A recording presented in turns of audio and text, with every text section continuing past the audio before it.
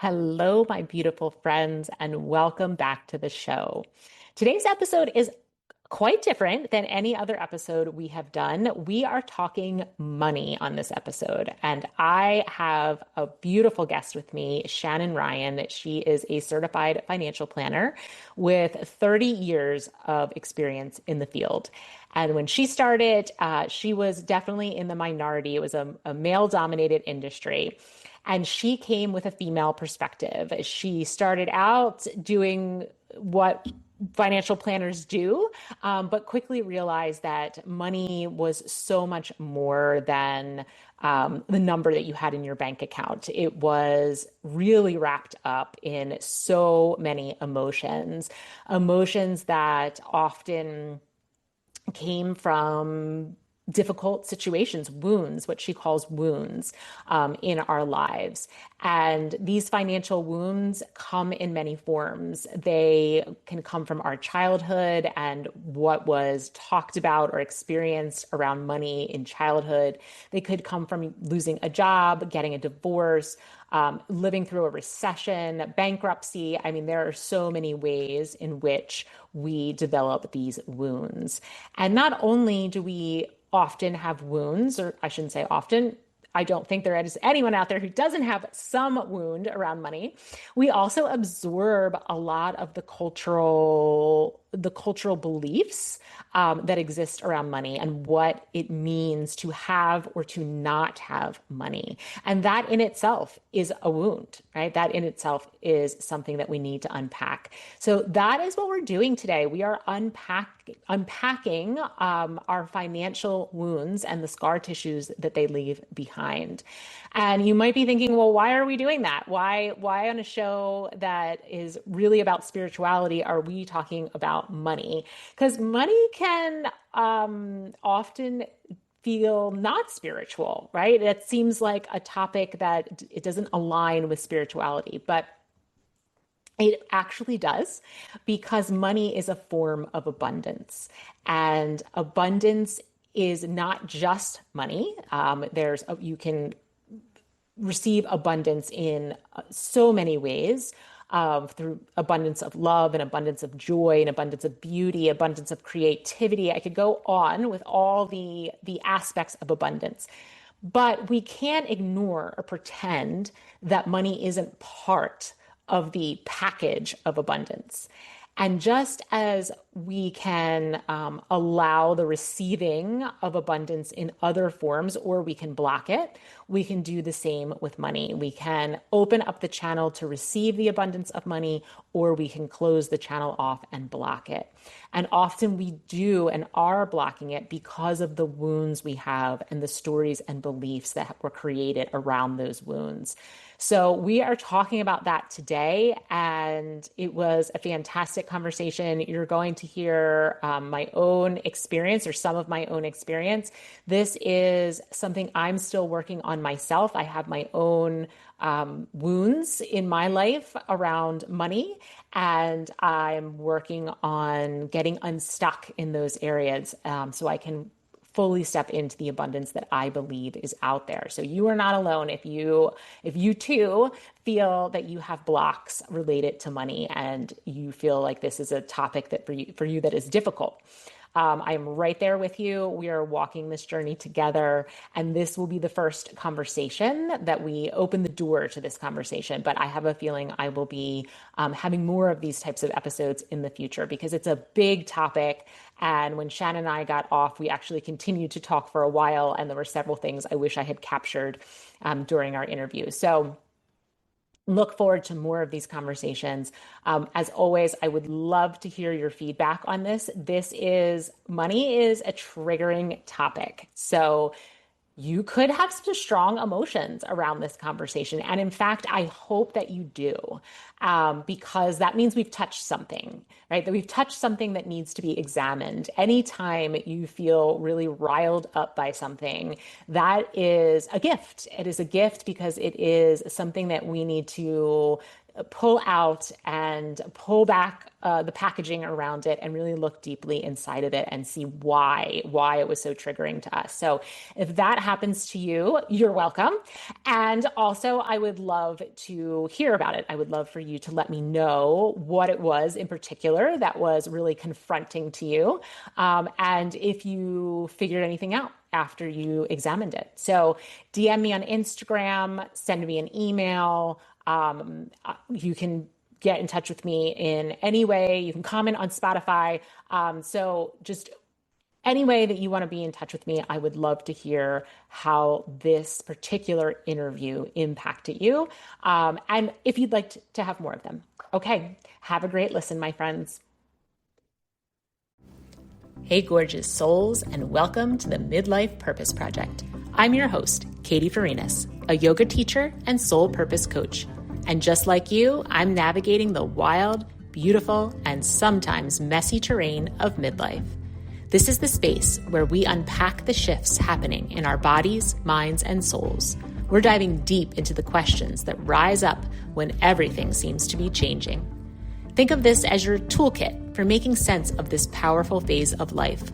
We'll have honest conversations, belly laughs, maybe a few tears, and a whole lot of growth. We'll hear from experts on topics that matter to you in midlife, and I'll share yogic philosophy that has been helping humans live with more skill and ease for centuries. Because here's the truth. Everything you've been through, every challenge, every joy, every heartbreak, has been training you for this. You're not broken, you're not lost. You're stepping into your power. So come on in, embrace the mess, the beauty, and the absolute magic of midlife. Let's journey together. All right, Shannon, welcome to the show. I am so excited that you are here. Hi, Katie. Thank you. I am really looking forward to our conversation.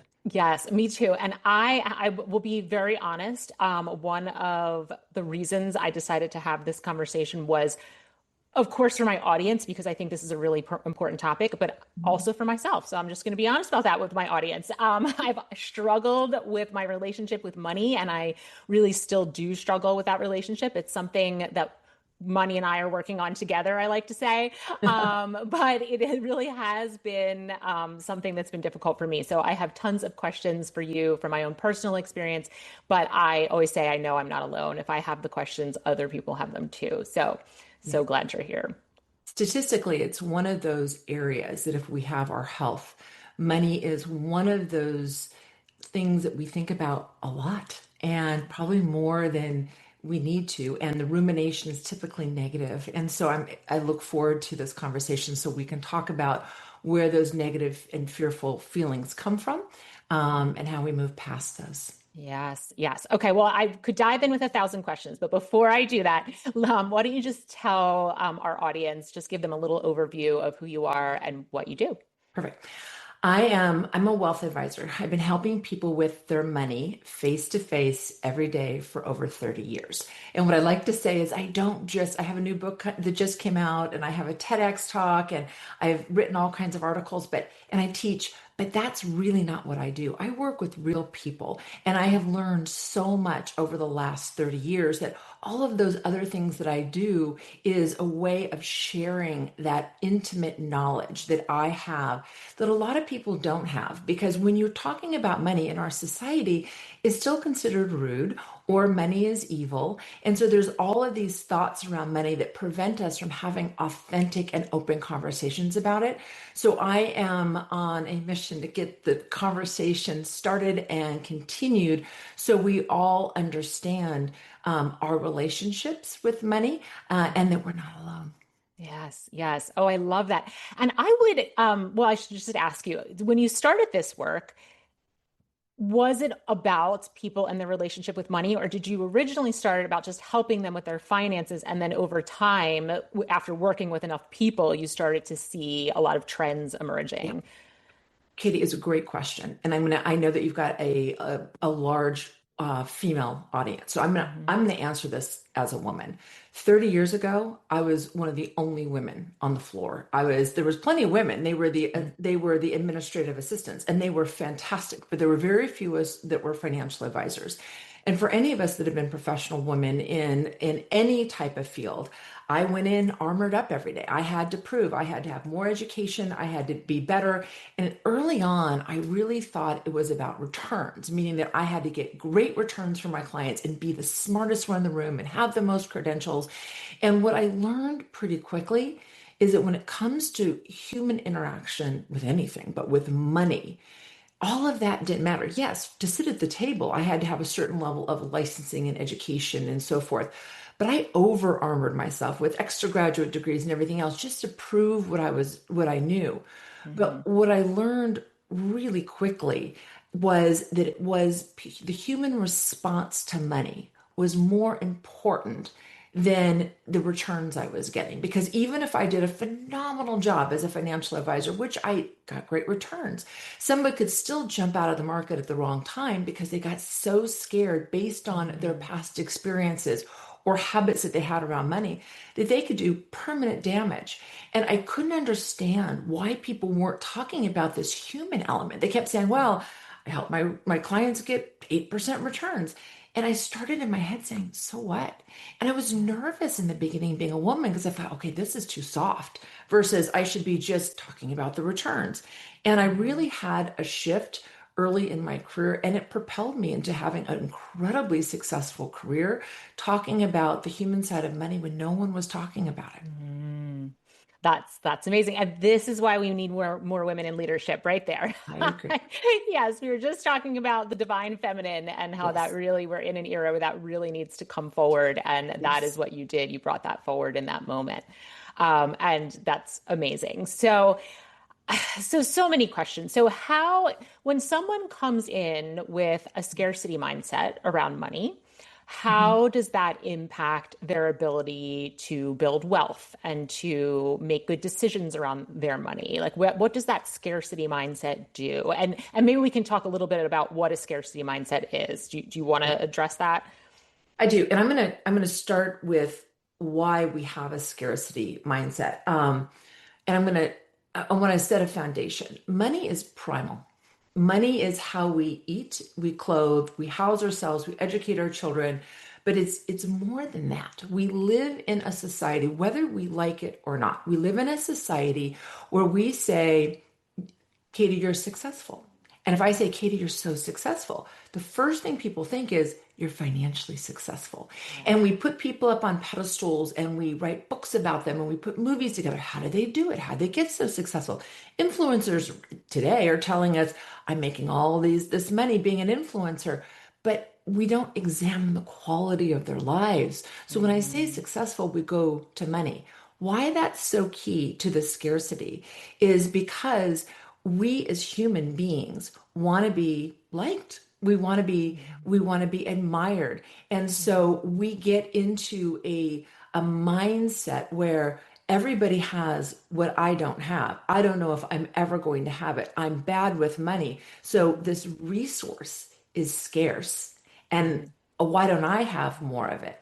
And Mhm. so, but that comes from a lifetime of experiences with money, good, bad, and indifference. And all Mhm. of those experiences create wounds in our Mhm. bodies that we Mhm. carry with us that react and create a scarcity. There's not enough. Scarcity Mhm. simply means there's not enough out there, and that I need to get mine. And Mhm. a lot of people feel that way, but I hear more from women is I'm just not good with money. I can't handle it. Mhm. Or I don't like money. Money's evil. Oh, money's evil. That is, yes, I do. I've, I don't know if I've ever said money is evil, but there has been a undercurrent maybe that money can corrupt, right? Money can take Agreed. a good person and kind of pull them out of reality, like they're not Yes, living the way the rest of us are living, and they're therefore really not in touch correct. with the reality of life or the reality of for many in life. And I'm not sure where that came from. I don't know where I picked up that belief along the way, A lot of people have it. but it is absolutely untrue. Mhm. And yet I still see it showing up for me. Like I have to be Of aware course. it still is popping up. Yeah. Of course. Just because that is a wound or a scar tissue that you have around money, I'm positive, case something happened to you during your life that you either a human being responded. So money is not evil. Our response to money, a Mhm. human response to money, can be one that is not something that we admire. Meaning that when somebody and I maybe I have because I've seen so much of it, when you see somebody have a human response to money, meaning they're using it as power or leverage over someone else. And in my mind, that's when money gets to be pretty yucky, when people are using it in a way to hurt other people or to be really showy about it, especially if you don't have enough resources to meet your needs. We have Yeah. a huge world out there, and there's a lot of people that don't even have enough for basic needs. They don't have daily choice. The rest of us do, and how we make those daily choices can be pretty awful to look at if we're not doing it in an honoring way. But it's Mhm. not the money. Money is doesn't have my book is called Your Money Has Feelings. Money doesn't have feelings. We have feelings. It's a play on words. Money is not evil. Our reaction to money can look pretty evil at Yeah. times. And that's Yeah. where we have to separate the two. But you've probably had experiences where you've witnessed people using money as power. I actually open up my book with a story about my beloved father, who I absolutely one of my favorite humans ever. I lost him at a very young age. Mhm.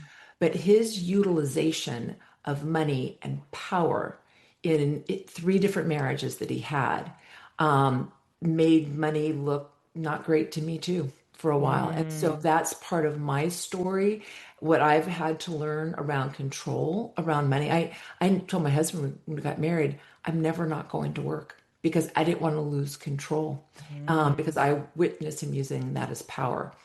But Yes. made money look Yes. bad, right? Yes, yes. I mean, really, it is as you're talking, I'm realizing how it is so impactful or can be so impactful in every facet of our lives. I mean, even our own self-worth, how you were talking about, we were talking about scarcity and what we have versus someone else, what someone else has. And inherent in that, if you're not careful, is this undertone of to have more is better, right? To have the nicer house is better, to have the nicer car is better, to have the second home or whatever you want to, the higher you Yep.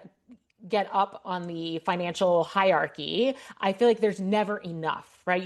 There's always this Yep. more mentality that no Yes. matter how much I have, so and so has more, so I'm going to Yep. reach for that. And how damaging that can be. Yep. So here's the secret to money. The secret to money is knowing what you really want for yourself. The world will tell you that you should own a second home, you should drive this kind of car, you should wear this kind of clothes, you should spend your time and your money in a certain way. Mhm. Success comes when we truly know what we want for ourselves. We align our money with that, and then we allow ourselves to do it. And that's the key because I, again, get to sit with real people. I've got three clients I'm seeing this afternoon. Like, I get to sit with real people every day. And what I hear is, oh, I can't take that trip. Why not? Well, it's an extravagance. Well, it's an extravagance you can afford. Why not? And Yeah. so often that I find at any income level, you can have financial success at any income. Success, in my definition, is the alignment of the utilization of your resources, the choices you get to make about around money in your income level with Mhm. what's most important to you. And that may look like you want to travel. And if you've gotten yourself, when I was growing up, we used to call it house poor. You bought this big house to impress everyone else. Sell the house. Get something you can afford so you can do the travel. Life is short. And so what we do is we sit in places of scarcity and say, well, I'll never have that. I can't have that. But what you may have done is allowed the money to flow through your hands and you're using it on things that you feel you should be doing. Either your Yeah. parents told you this is how you're doing, or your society or community tells you this is how you should use your money. When we lose sight of our own financial priorities and values, we become very financially unhappy. And it's rarely more money that solves that. Yeah. Yeah. How do you help clients when they say, I really shouldn't spend this money, for example, this extravagant vacation. Yeah. And their rationale for that is, well, what if? What if I lose my job? What if I have a health crisis? What if, like, shouldn't I be saving this money Mhm. for these things that can come into my life that are unexpected and I should be prepared for? And how do we balance, yes, that's a reality of life with, but I Yes. also have to live now? Yeah, great question, Katie. It's so funny. I tease my kids that if I ever got a tattoo, and I'm of that generation, I don't have a tattoo, but if I was going to get one, it would say Noli Timera, meaning be not afraid. The number one thing that stops people, in my opinion, not only in life, but especially in money, is fear. We live these Mhm. fearful lives, but what if this happens? I'm going to need this. And what if that happens? So, how I work with clients is I start by, when they come into the office, new clients, pushing aside all of their investments. Typically, a client will come in. I had a young couple come in. They were part of the tech boom and they were doing really well. This young couple in their 30s, they came in with all of their investments and said, look how we're doing, look how well we're doing.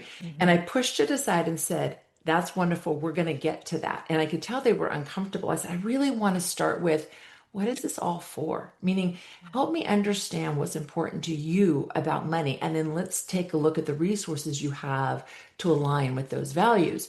And this young couple sat there for a minute and they said, gosh, you know what? We got married young. We just want to travel. We want to enjoy this time together. We work really hard. We want to play really hard. I said, wonderful. How are you doing at that? Well, we ended up buying this house and it was, we pushed ourselves, we took ourselves, our parents really encouraged us in our culture, in their community. Their culture was, it was important to the parents that they had a grander house than they probably would have done on their own. So they really stretched themselves for a house. And they said, we're a little house poor right now, but we're waiting on the next bonus. We're waiting on this. And I said, well, what if that doesn't come? What if one of you loses your job? You're not pursuing the travel that you really feel that this is the period of time. And as we started talking and I looked at their numbers, we agreed that maybe they should sell the house and get a smaller home. And when I first said it, it flew in the face of everything that they believed in their core, in their culture, and how they were raised. This is how their parents and how they showed up in their community as successful. By the end of the meeting, when we went through everything, we agreed that that's what they were going to do. They ended up selling their home, buying a beautiful home. Luckily, it was a good situation where they didn't lose a lot of money doing it. They traveled for 10 years before they started having kids, and Wow. they said it was the best decision they've ever made. So it's not easy, Katie, to sit and have these conversations. But when somebody allows me to really push them to align their money with what's most important to them, that is when I see true financial happiness. When we get out of the realm of, I should, this is what's expected, or this is what I've always habitually done, or I'm afraid to make a different decision. If we Mhm. can hold hands and cross that line and Yeah. get through that, it is financial happiness waits on the other side. Yeah. And I would imagine when someone's able to do that, the power that money has over them, the grip starts to loosen. Absolutely. Yeah. Money is money is just a thing. It has no power. The power comes again, as I described in the beginning, it's society, it's our habits, is what we expect of ourselves, how we judge ourselves as successful. Our parents is watching how our families interacted with money when we grew up, when we developed habits. And there's so much shame. I should have been at a better place, or I'm not good with money, or I should be, earning more. There's fear. What if? What Mhm. if the market falls? It will. What if I get sick and I have an emergency? You will. But if we stay seated in fear all the time, we never even have a chance at joy around money. So at some point, you need to take a step forward and know that that voice, and you said it early, Katie, that that voice doesn't go away. It's like anything else in life. It Mhm. just gets quieter. It's like a great Mhm. meditation practice. Sometimes I'll sit after all these years of meditating and this morning, I knew that my head was ruminating on something because this thought kept coming up. And I looked at the thought and said, oh, I must be thinking about that. And then I just let it be. I didn't Yeah, judge it.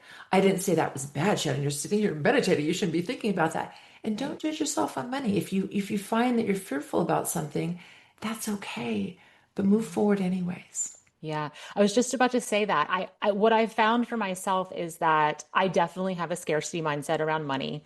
Yeah. And in the past 2 months or so, I've made some really bold decisions that if you were to just look at this from a financial perspective, you would Yes. say very poor decisions, like leaving a career of 20 years that had 401k and insurance and a steady income to pursue a passion in my life.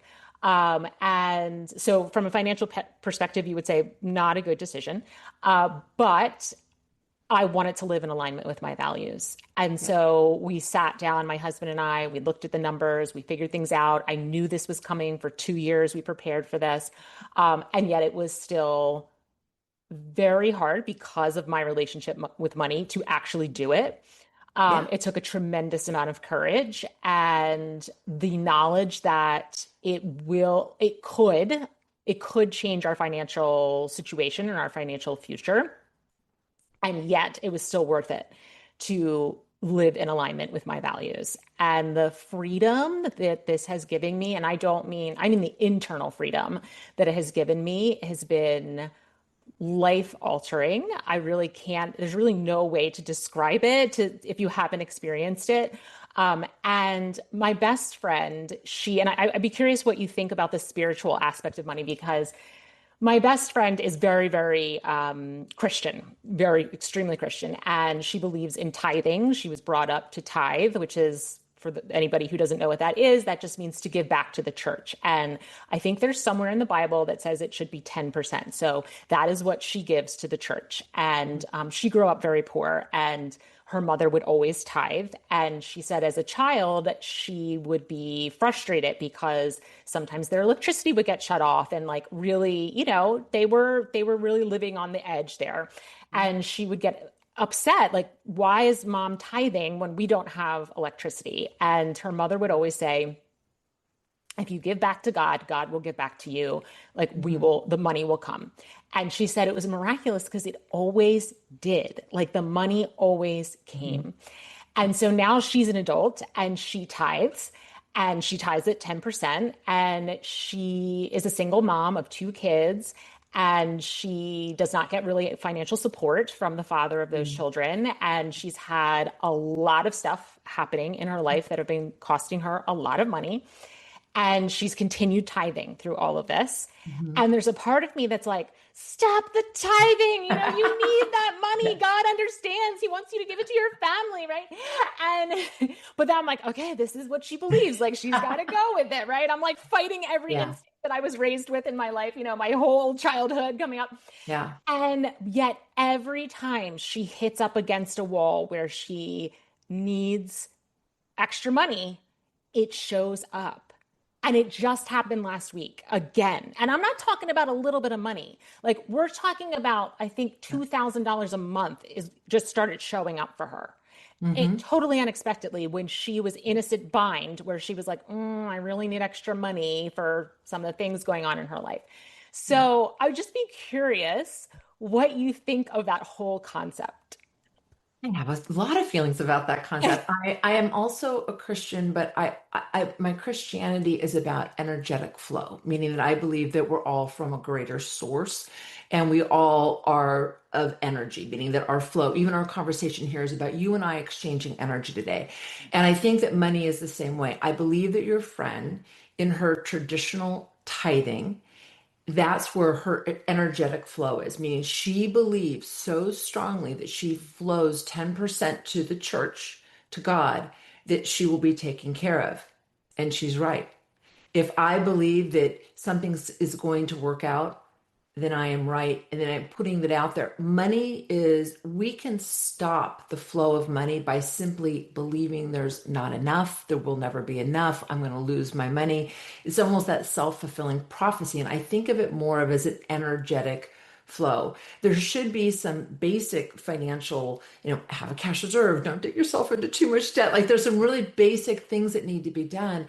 But it's interesting. My family has a saying that says our life just works, meaning that, if something bad's happening, well, it will work one way or the other, and we're going to be okay. And that's the same thing with money. So what she, in my opinion, is doing, she has full faith in God. She has full Mhm. faith in that energetic flow from God that she will be provided for. And I believe that she will be, because she's allowing the flow to happen.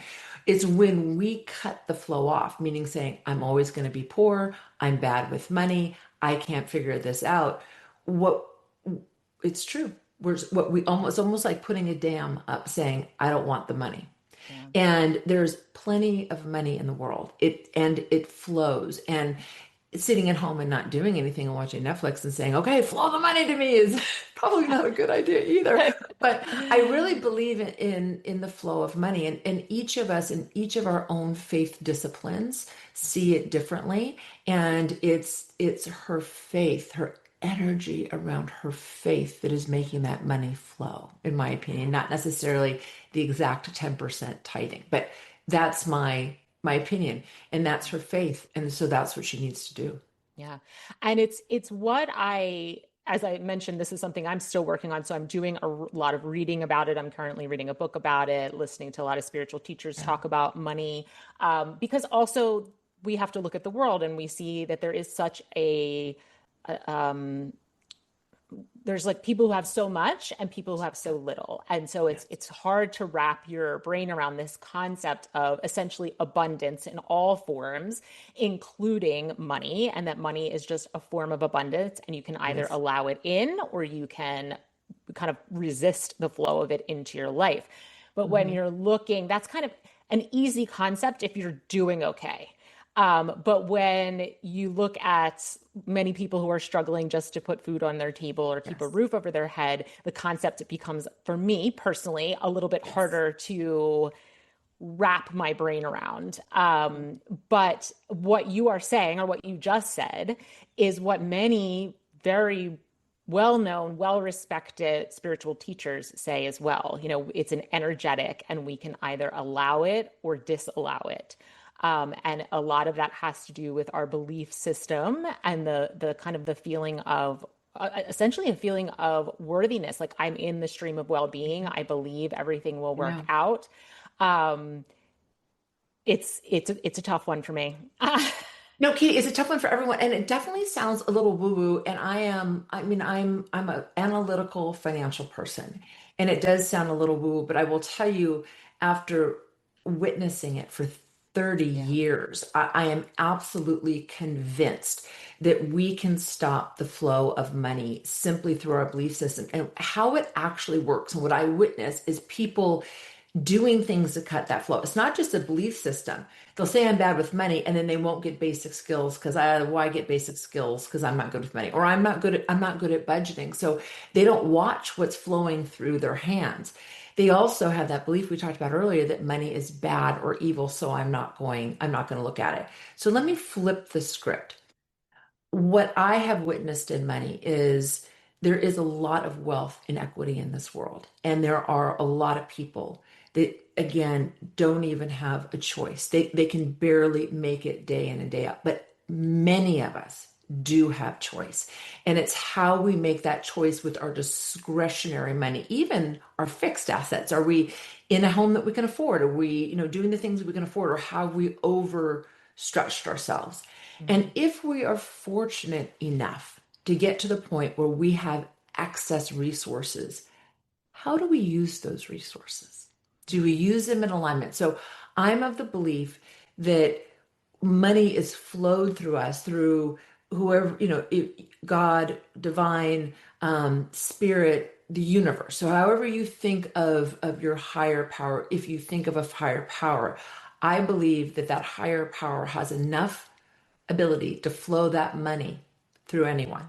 And I Yeah. actually believe that how we use that money is a gift. So if more money is flowed through me and I'm able to use that in the world to help others, Hmm. I believe that I'm being blessed, or the person whose hands is flowing through is being blessed to share that, to give that money. And there is, in the Bible, it says, to whom much is given, much is expected. And what that's saying is that in this flow of money, that we live richer lives when we use it in a way that's in line with our values. So if your Hmm. value is looking at the world saying it's there's a lot of people who are don't haven't had the opportunities I've had.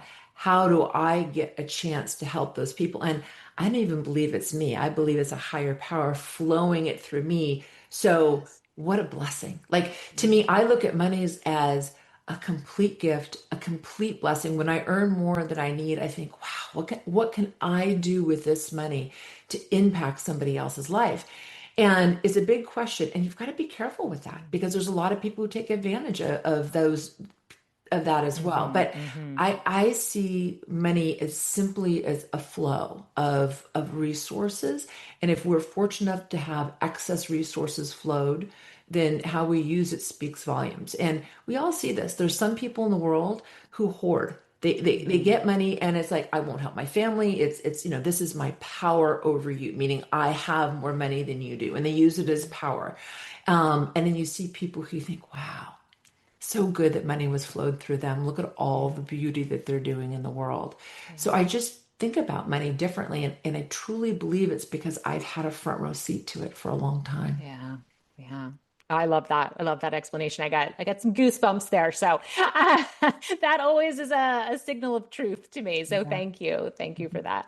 So let's talk about specifically women and money, because I do think that that is a topic that is under discussed. And Agreed. I think that uh, women are not it general. This is a broad stroke I'm painting, obviously. That many times women are not as educated on money as we should be. Hmm. We're not paying attention to our finances as much as we should be. We're running the finances of our house. Hmm. So, have you worked specifically with just women? And what have you seen in your years of working with women? You ask such good questions, Katie. That's another really good one. So it's been a really interesting journey being a woman in money. And I shared with you earlier that in the beginning, I felt like I had to armor up. And I say armor, meaning I had to prove myself because men were supposed to be better with money.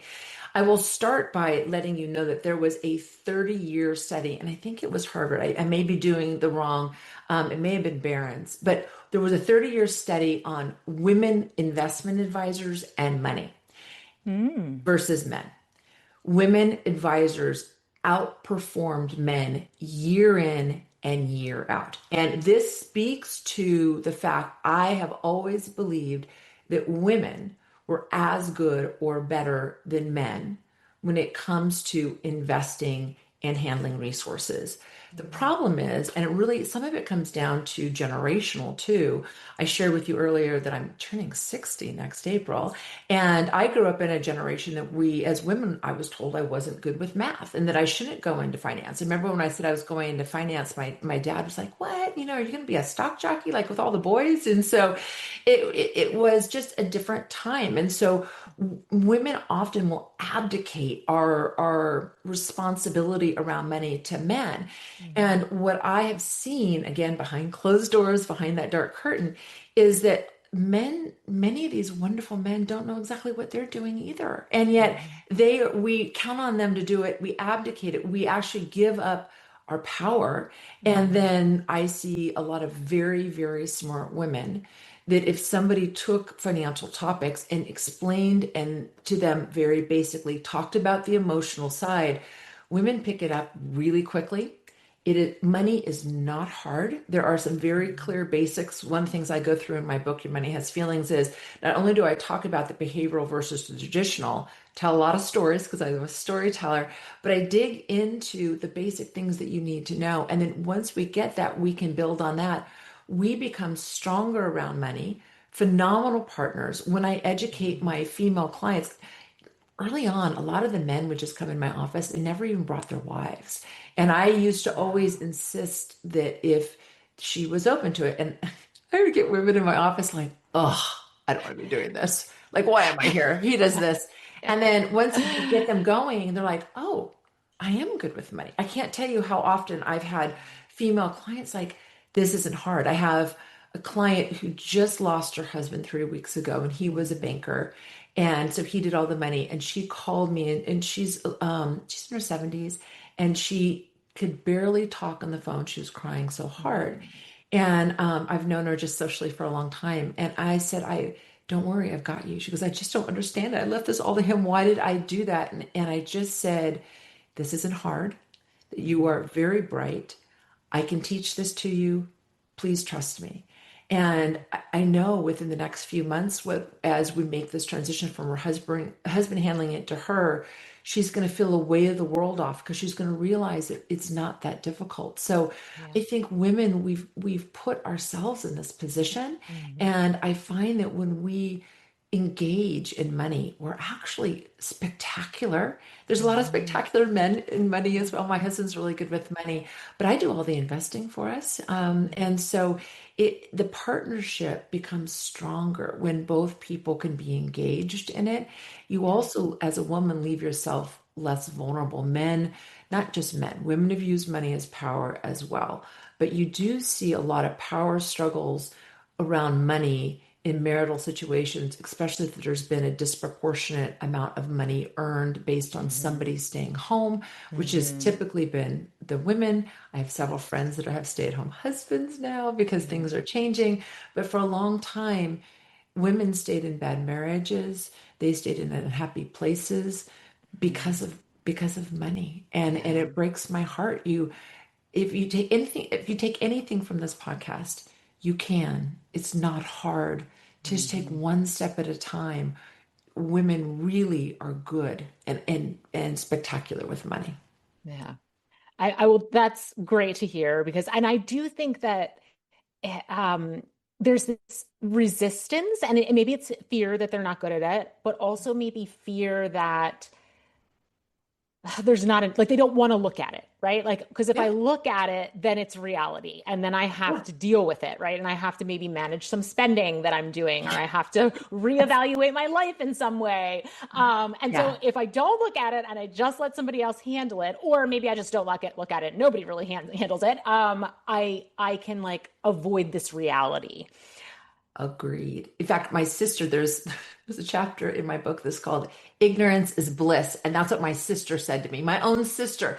She said, Shannon, she goes, I don't understand why you're into all this financial stuff. Ignorance is bliss. My husband takes care of it. And my sweet brother-in-law, Stevie, is amazing. And he's come to me a couple times saying he's running a business like, Shannon, if something happens to me, you're going to need to step in because she doesn't want to know anything. And he Yeah. is incredible, trustworthy, had her back, had everything very laid out for her. But Yeah. that doesn't happen. There's not every man that we marry is that upfront and that Mm. trustworthy. And I'm not saying live your life, you know, being in everything and not trusting.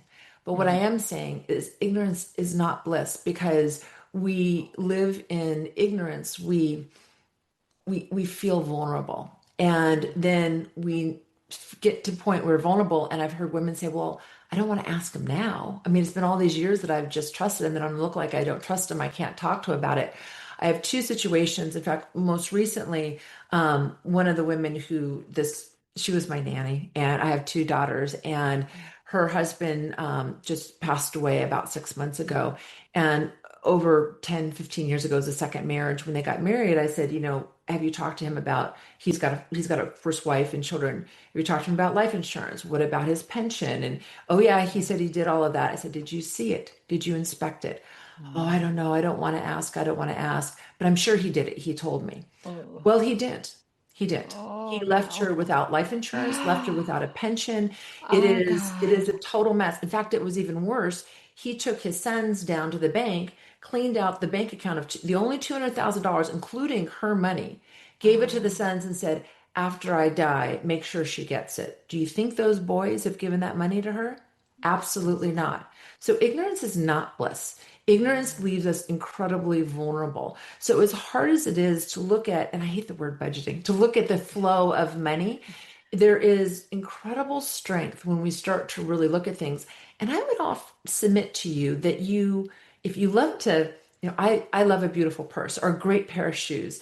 And you may be able to have those things and they're more enjoyed if you know they're within your values, your Yes. goals, and that you had the money to buy them versus, Yeah. well, I'm going to buy them, sneak them in the house, not show my husband, and hope that we had enough money.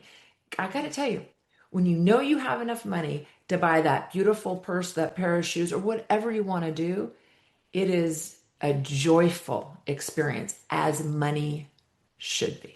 Yeah, yeah, absolutely. And it can lead to marital problems.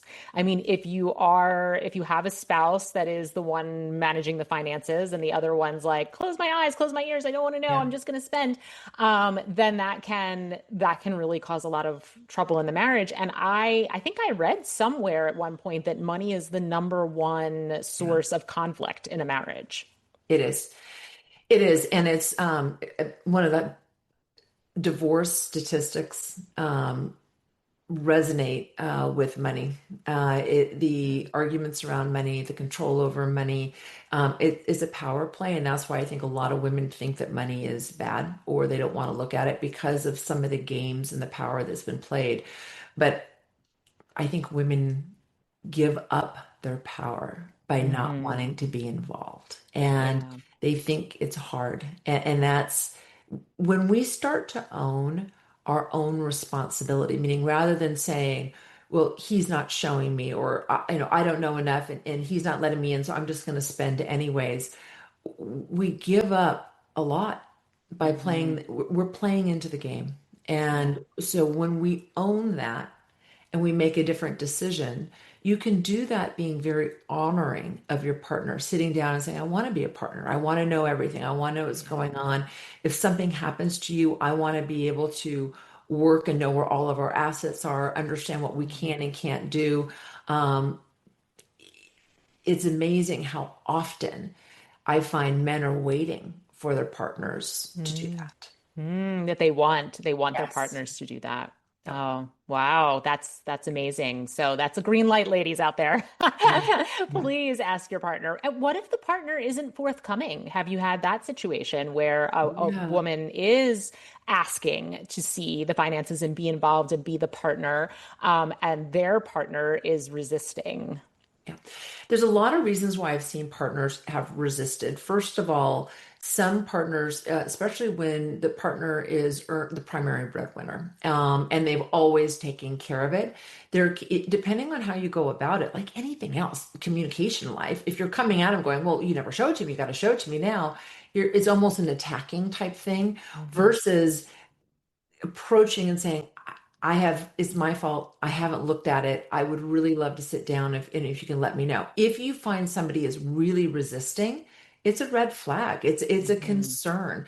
But we have to approach it in a way that allows them to not feel attacked.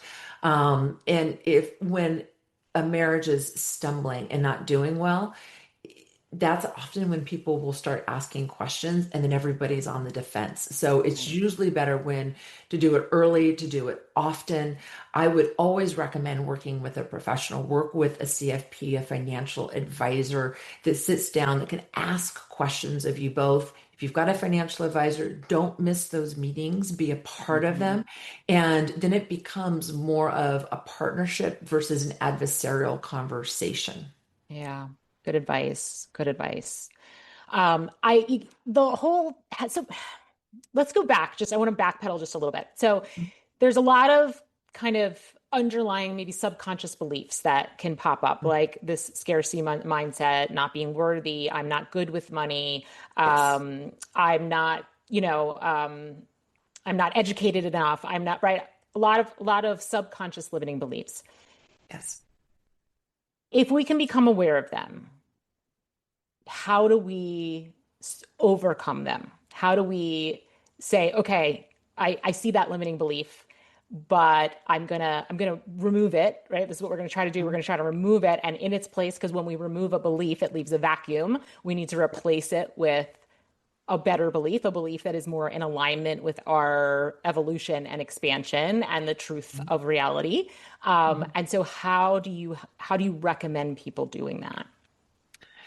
So almost 3 years ago, I did a TEDx talk called Overcoming Financial Wounds. And I have a deep belief that we all carry what I call financial scar tissue within our souls, within our body, as a result of wounds that we have had over the years, whether it's remembering your parents fighting over money, being hungry, Mhm. not having the cool clothes or shoes to fit in when you really Mhm. wanted to fit in grade Yeah. school.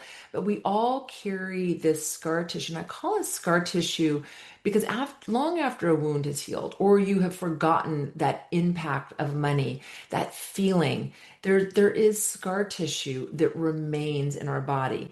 And it's often we're not even aware of it. It's an unconscious reaction to money. Mhm. It's behavioral. Sometimes we'll have that feeling that bubble up, and we don't even know why we're reacting the way that we are.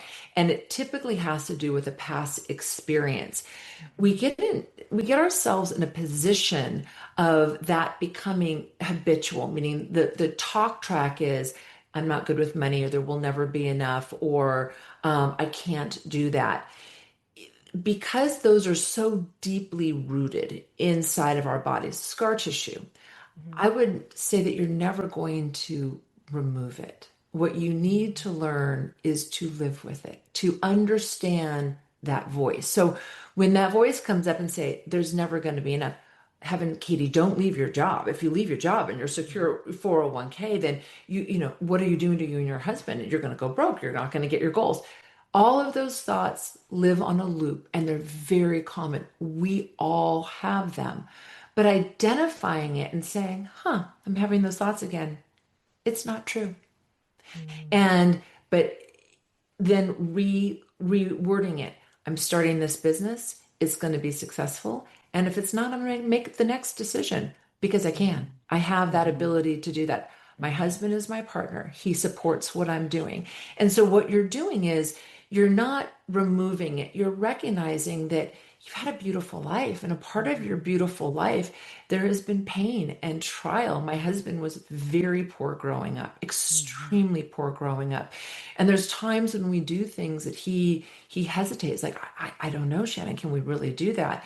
And we have been working through this for 35 years of marriage, and he's getting ready to retire next year, and we're still having these conversations. So the scar tissue's there, but we still keep moving forward. We recognize the thoughts aren't telling him the truth sometimes, and Yeah. we keep taking that next step forward in faith, and knowledge that if something goes wrong, which it does, life is not perfect, Yeah. then we have the power to make the next decision. But I honor my scar tissue. It's part of my story. In fact, I opened the book with a very raw story about my scar tissue, standing at a hamburger stand, making a hamburger order as a 13-year-old, terrified that we had enough money. My parents were going through divorce. Money was being weaponized. I was being told every day there wasn't enough, or we're going to have to file bankruptcy. I thought we were going to be homeless. And I was Mhm. scared that if I ordered the fries, that I would break my family. Mhm. And that has lived with me. I've always carried this concern, um, but I don't give it the weight. Yeah. I don't let it stop me any longer, but it's part of who I am. Yeah. Yeah. That is a beautiful description and a heartbreaking story. And I'm sorry that you experienced that. But it is such an example of a scar, as you mentioned, that will never go away. And how we can learn to recognize them, and still move forward and balancing the internal and the external, because internally we have to recognize these scars and what they're telling us, and then kind of allow them to be as they are, and then come back to center and see what your true self, your higher self is telling you, and then balance that with your values, but also your resources and what you have at hand. So I feel like what you're describing is multifaceted Mhm. to make decisions. It's the awareness of the scars, it's coming back to center, it's connecting with that higher self and the values that you hold really dear, and then also looking at the reality of what your circumstances are and how you can bring your circumstances and that internal higher self into alignment with one another. It's loving what is, right? Yeah, Somebody said once, A is A. It is what it is. Your life yeah, experience is what it is. It doesn't mean that we have to give it so much weight that it dictates our future. And that's what so many of us do. We hold on to our stories as that it is our current truth. But each day is a new day to create a new truth, a new alignment. And it's an opportunity. And I think it's important to honor who we are and the paths that we've walked, and to remember that we all have a story. We all have pain, especially around money. And over 30 years, I've heard 1,000 stories of pain, and they're all different and they all impact people's lives in a different way. But again, when we align our resources with what's most important to us, um, the pain can still be there, but it starts to be not as overwhelming as it is when we choose to focus on it. And sometimes the decisions are hard, and I've helped people move through discussions with family members. There's mhm, judgment and shame that runs through families. Katie, you mhm, shouldn't do that. Why are you and your husband making the decision to leave your job? That's terrifying. mhm. So often people try to put their scar tissue and their Yeah, shame on us. You have mhm, a choice. I have a choice whether we pick that up or not. Don't pick it up. Leave it. yeah, In fact, this morning I work out with one of my girlfriends in the morning. I have a busy schedule, so I schedule walks and workouts with my friends because that's when I get to see these beautiful humans in my life. And we were talking about her parents this morning, who it was her anniversary yesterday, had sent a nice sum of money to her for the anniversary. Well, she and her parents are in not a great place right this second. yeah. And they use money as a entrance. And I said, did you call them? She goes, yeah, because I know from talking to you, Shannon, that they're crying out to talk to me when they send me money. I said, yes, they use money as a tool to get your attention because they don't know what else to say. We miss Yeah. you. And so rather than discounting, well, you're just trying to buy my love, look at it for what it is. They're Hmm. just saying, hey, we do love you. The only thing we know of is to give you money for you to call us and call and tell them that you love them and you don't need the money to tell them that, meaning you Yeah. want a relationship. So it's every one of us has a story, and it's Yeah. loving that story, but not allowing it to dictate our future. That's beautiful. Just beautiful. I think we can end there. That is literally the perfect ending. Yay. I thank you so much for being Yeah, here. I will, of course, put your book and your website and everything in our show notes. So, thank you. do you work with clients virtually as well? I do. I work You with do? clients all over the world. So Okay. but really, financial literacy is my passion. I only take on a few new clients a year, Okay. but I do take clients. But really, right now, in my last 10 years here, I'm Yeah. pursuing a broader message to Yeah. take experience, and that's what the book's about. And that's what the website has a lot of resources. I have over 350 blogs and vlogs, and my hope is just to have a profound impact on people's lives financially. It's amazing. Well, I will be digging into all of it. So I will definitely be one of your students because I see that I have a lot of work to do around money. So I'm a work in progress. As we all are, I really appreciated this conversation, Katie. Thank you. Me too. Thank you, Shannon.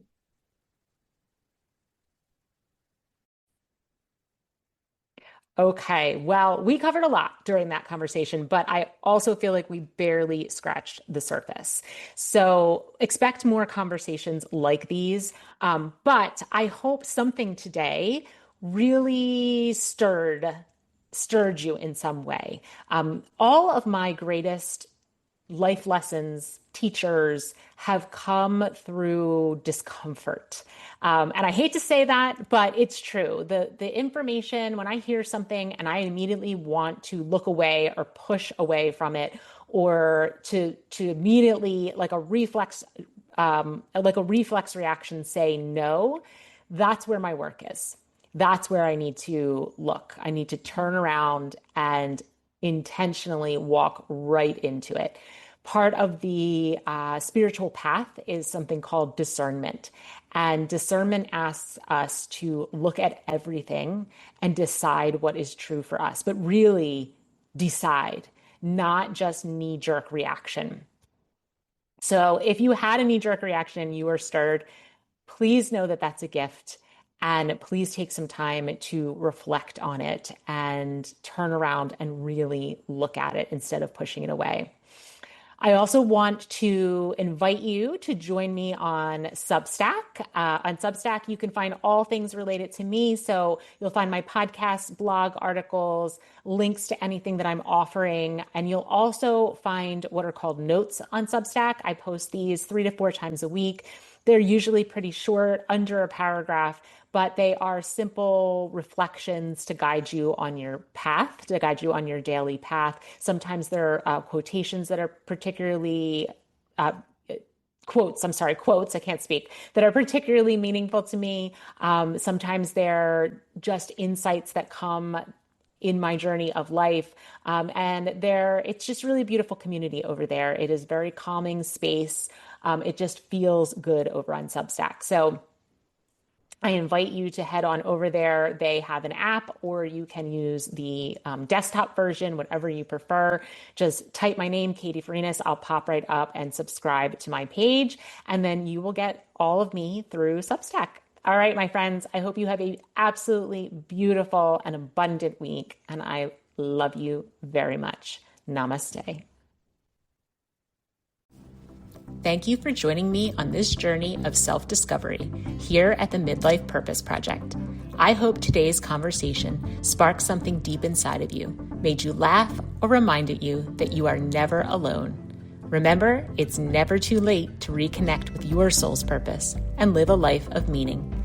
If you enjoyed this episode, please subscribe, rate, and review the show, or share it with someone who could use a little inspiration. It really helps the show reach more women and helps me keep the content ad-free.